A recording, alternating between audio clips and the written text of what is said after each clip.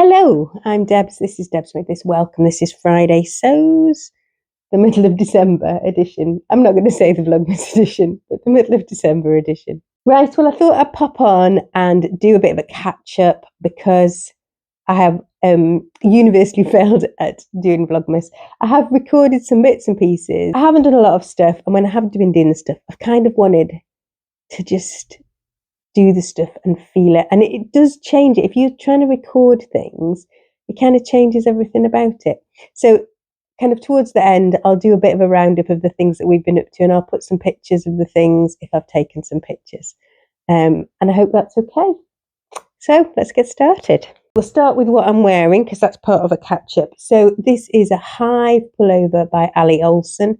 The pattern's been recently released, I think in the last month or so, and I thought that this might work for one of my kids for part of their Christmas present sewing. It's a kind of boxy, oversized sweater, so you can do it like with a sweater knit as well as sweatshirting or French terry. And in the version that I have made, I've taken the cuffs off.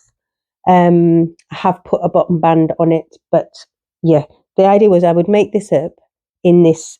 This was originally a grey sweatshirting that I dyed because it was like really pale grey and wouldn't suit anybody. So I dyed it green. The last time I did a green round of dyeing, and it's kind of come up this heathered green teal kind of colour, which is quite nice. So I just thought I'll make it up and see, and then she can kind of comment about whether she likes it or not. So I like the pattern. I think it comes together really well. I have worn this quite a lot, even though it's not, I wouldn't have said it was particularly my kind of style. And it has a zip. This is kind of a bit of a blingy zip. I won't do it up because the mic's just there.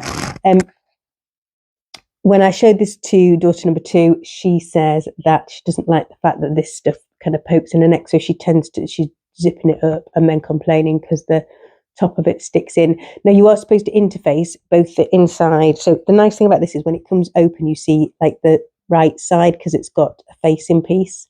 And you're supposed to interface both of those with stretch interfacing. Because this was quite chunky, I only interfaced one, and I think that was probably the right decision because I think it would have been even more pokey if I'd have had 2. I used the only zip which wasn't coloured in my stash, and that may have been a mistake because it's not quite. I had to kind of do some wrangling at the top of the zip, so I'm not kind of enormously pleased with how the top is, and I'm a bit worried that I might be able to actually pull it off the top.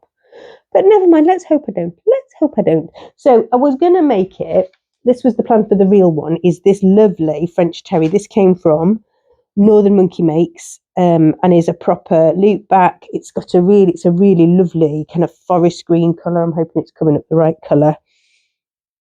So now I'm kind of a bit stuck. I don't know whether to make it just a normal.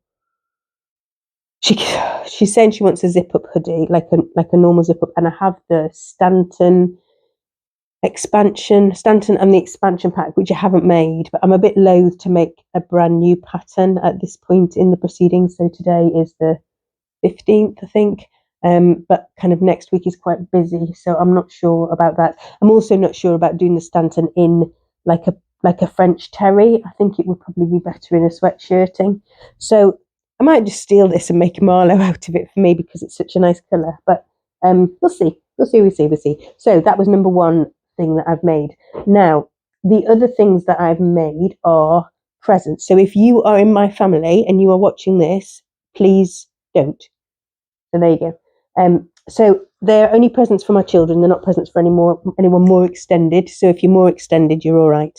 So the first are these. So these are made in the most beautiful art gallery flannel. It's just such a lovely fabric. It's soft and beautiful. I've only done one of the pockets on the bottom. There are 2, and I've also done it slightly differently because you're supposed to face each of the pockets, but I was kind of on a bit of a tight thing with the material, so that was as good as I got. And the reason that was on a tight thing, I haven't said, sorry. So these are the Samford set, the Peppermint Samford set, which I think is a pattern called by Sew to Grow. If I've got that wrong, I'll write it down there, but I think it's Sew to Grow. I haven't made any of their patterns.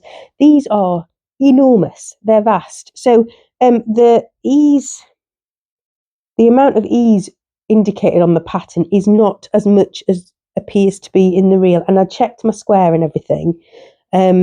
So I don't know. But I think they're fine because she'll love them being oversized. She might actually wear these like out and about because if she decides to, but we'll see. And I had a vague plan. I've got more of this fabric coming because I had a plan that I was going to do either an I Am Hermes or a Cornell shirt, both of which are kind of like oversized shirts. The Cornell's by Elbe Textiles, and the I Am Hermes is an I Am pattern, which I've made loads of times before. So I was going to make that in these as well, thinking that could either work as like kind of a night shirt for one of them, or like a shirt, like a kicking about shirt to wear out and about, because it's just so cozy and lovely. So I handed this fabric to my eldest child to see what she thought about it, and she hated it. She said it was wrong, that the heaviness and the softness were wrong together, apparently. So what I like about it textile wise, she hugely dislikes about it textile wise. So she'll not be getting an I Am Hermes shirt in the same thing. I'm kind of quite tempted to make that for myself because I can kind of see it in my head, but we'll see. But I do have one other fabric to try. Let's see where I can find it. And I'm just not sure about this. Let me know what you think down below. So this is like a novelty print. Let me see if I can get it. I think it's all sorts of directional. So you can probably see it's got cats and dogs and hamsters or gerbils.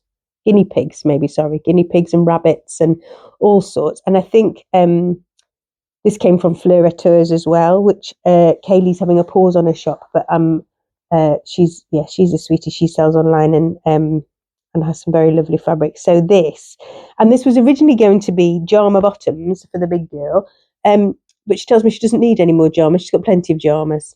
So I'm a bit stuck, really. I kind of want to make it up so it doesn't sit there in my stash being Christmas fabric. So yes, I think I might still make the shirt, but in this one. So let me know. See, it's like poplin weight cotton, so it should be fine from that perspective. And I'm thinking if I make the Cornell, because the Cornell's kind of gender neutral, or however you put it, is that right? Something like that, and unisex. That actually anybody who fancied it could wear it, especially if I do it with poppers. Then you wouldn't be able to tell which side it was fastening from. And not that I think that's the thing that people worry about anyway. But I think if I made like a size that fitted me, it would probably fit nearly everybody in our house, because the Cornell's kind of oversized, apart from Paul. Obviously, it wouldn't fit my husband, but the 3 kids and me, and then whoever wanted it could have it, couldn't they? I think. Anyway, there you go. That's that one. Right, next, I'm hoping this is a success, although there were some problems with it entirely of my making. So this cuddle fleece came from Northern Monkey Makes. I have a slightly wobbly stitching on the neckline of that. Please don't look at the wobbly stitching on the neckline. We have a Be Strong, Be Happy, Be You label inside. The hood is lined and the rest of it isn't, because this fabric is really soft on both sides. So this is a DIBY, Do It Better Yourself Billie wearable blanket. I made one of these last Christmas for the middle-sized one, and the little one wanted one, so I have made him one. It is, you can see how big it is. It is very oversized. I made the shorter length in this, and I think that's probably going to be a mistake. I think he's going to want it longer. So I may well have to order more fabric and add a panel onto the bottom, which I think will be fine. But we'll see how we get on. The other thing I might offer to make him a pair of joggers in the same material, and then he could have like a little matching set, which might work. I used French terry for the cuffing, which I think will be all right.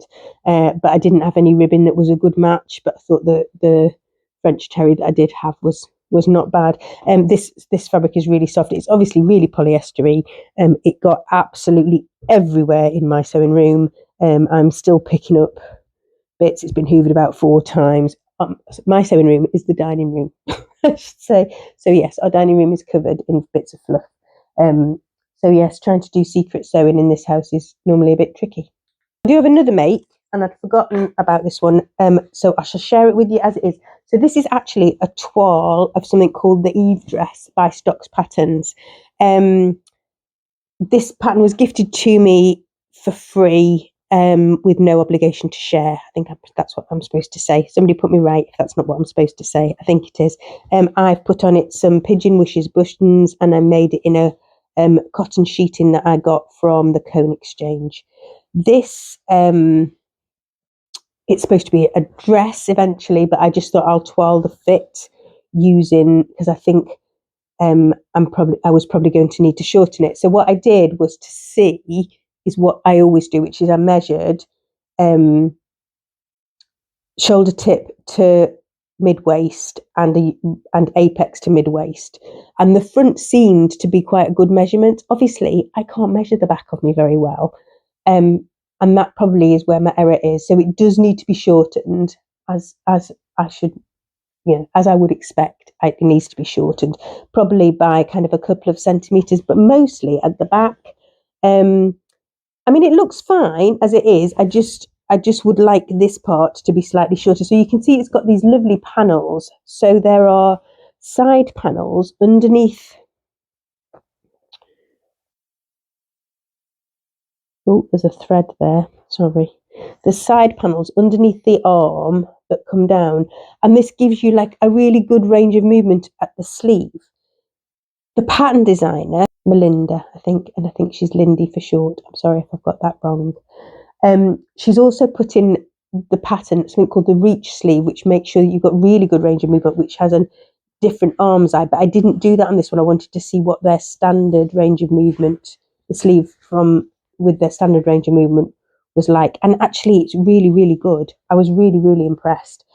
So I have a couple of these planned, and one might well be my Christmas Day dress. But suffice it to say, even though I didn't pay for the pattern, I really, really love it. I've been wearing it tucked in rather than out. I'm not sure it's my vibe, kind of out as a tunic style shirt thing. I really like the collar construction, before I forgot to tell you. So what you do, I'm going to see if I can show you. You see it extends, so the outer collar wraps round and finishes on the inside here. So you don't have all that palaver with a stitch line on the outside of the edge of the collar stand. Isn't that awesome? So clever, really like that. There were bits about it that were slightly complicated, and when I do a full review, I shall go through that.